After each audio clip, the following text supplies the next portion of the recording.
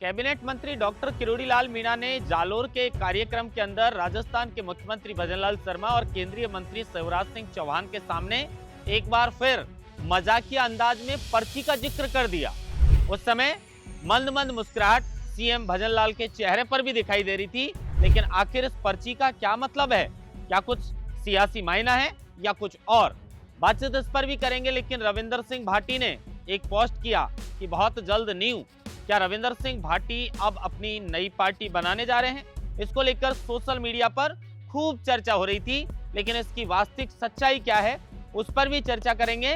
और चर्चा साथ में करेंगे राजस्थान के 3 नहीं 4 विधायकों पर।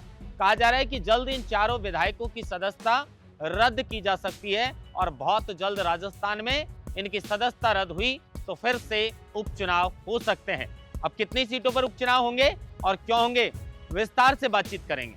नमस्कार, आप देख रहे हैं लोकमत हिंदी और मैं हूं आपके साथ महेंद्र पासवान।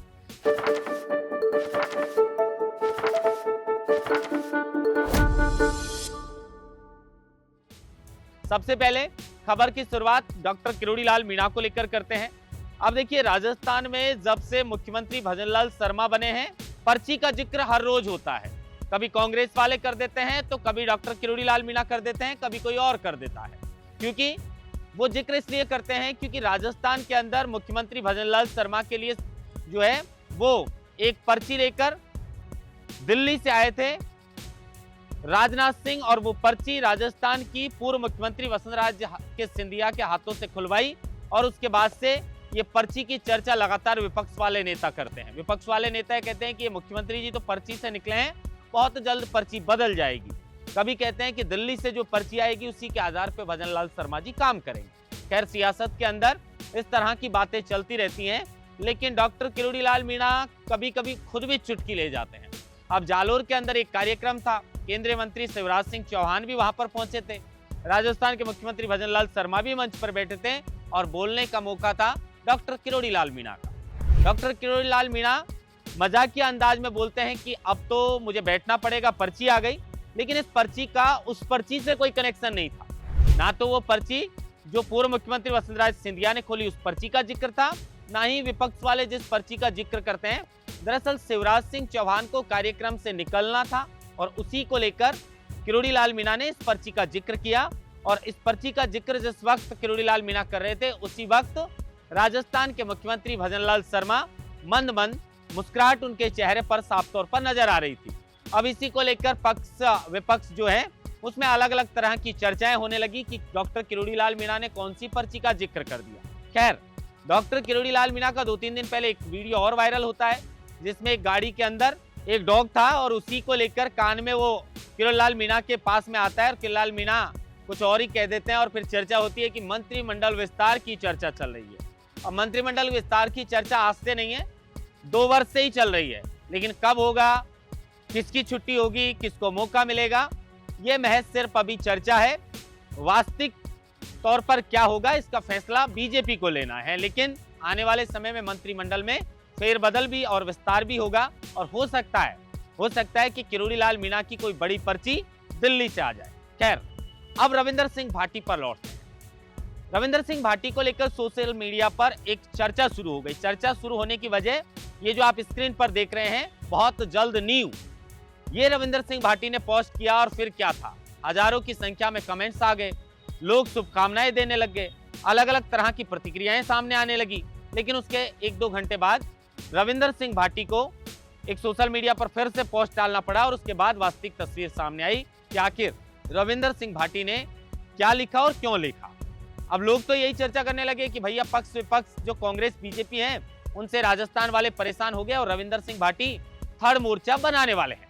लेकिन फिर ये जो आप स्क्रीन पर देख रहे हैं, ये पोस्ट रविंदर सिंह भाटी ने किया। दरअसल इसका किसी तरह की रविंदर सिंह भाटी की कोई पार्टी बनाने से कोई दूर दूर तक लेना देना नहीं था।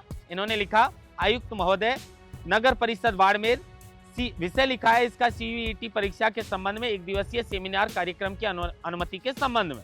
महोदय, उपयुक्त अंतर्गत निवेदन है कि हस्ताक्षरकर्ता के निवेदन कॉमन यूनिवर्सिटी एंट्रेंस टेस्ट के संबंध में विद्यार्थियों को मार्गदर्शन एवं जागरूकता प्रदान किए जाने हेतु नीव नामक 1 दिवसीय सेमिनार कार्यक्रम का आयोजन किया जाना प्रस्तावित है।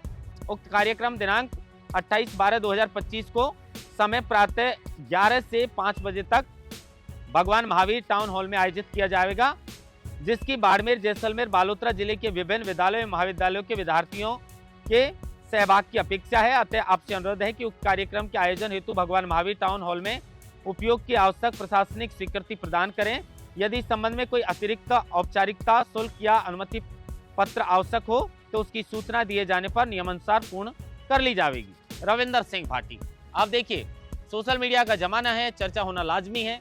रविंद्र सिंह भाटी ने बस इतना ही लिखा कि बहुत जल्द नींव, और उसके बाद चर्चा शुरू होने लगी। लेकिन उस चर्चा को फिर पूर्ण विराम जब मिला, जब रविंद्र सिंह भाटी ने बताया कि बच्चों के लिए एक दिवसीय सेमिनार जो है वो रविंद्र सिंह भाटी रख रहे हैं, और उसी को लेकर ये पोस्ट किया था। लेकिन दूसरा पोस्ट आने से पहले लोगों ने इसके अलग अलग तरह के मायने लगाए, और फिर ये जो अफवाह थी वो थम गई, क्योंकि रविंद्र सिंह भाटी ने सेमिनार को लेकर इस तरह की ये पोस्ट की थी। अब चर्चा करेंगे राजस्थान की सबसे महत्वपूर्ण और सबसे ज्यादा जो चर्चा में न्यूज है वो है कि राजस्थान के 3 विधायक, जिनका दैनिक भास्कर के एक रिपोर्टर जो है उन्होंने स्टिंग किया, अब इनका क्या होने वाला है। लेकिन इसमें अब 3 के साथ चौथा नाम भारतीय आदिवासी पार्टी के जो विधायक हैं जयकृष्ण पटेल, उनका भी जुड़ गया। उनका नाम इस कहानी के अंदर अभी ऐड हुआ है, लेकिन उनका नाम सबसे पहले था। अपने इलाके से 650 किलोमीटर दूर खनन से जुड़ा सवाल जो उन्होंने उठाया, उसको डिलीट करने के लिए एक राशि की वो डिमांड करते हैं, रिश्वत लेते हुए पकड़े जाते हैं, और उसके बाद जो एसीबी है उनके हत्थे वो चढ़ जाते हैं। लेकिन अभी तक उनके ऊपर कोई खास कार्रवाई हुई नहीं। अब 6 और 7 जनवरी को इन विधायकों की विधानसभा की सदाचार समिति के सामने पेशी है। Bharatiya Janata party zero tolerance की नीति पर काम कर रही है, उसे भ्रष्टाचार किसी भी सूरत में बर्दाश्त है नहीं। अब इसी को लेकर एक तरफ इन सभी विधायकों की सदाचार समिति जांच कर रही है, तो दूसरी तरफ इस मामले को लेकर कांग्रेस और बीजेपी वाले जो विधायक हैं उनकी पार्टी अपने अपने स्तर पर जांच कर रही है कि उनके वाले विधायक ने क्या भ्रष्टाचार विधायक निधि में अनुशंसा लेटर देने के बदले किया है कि नहीं किया है।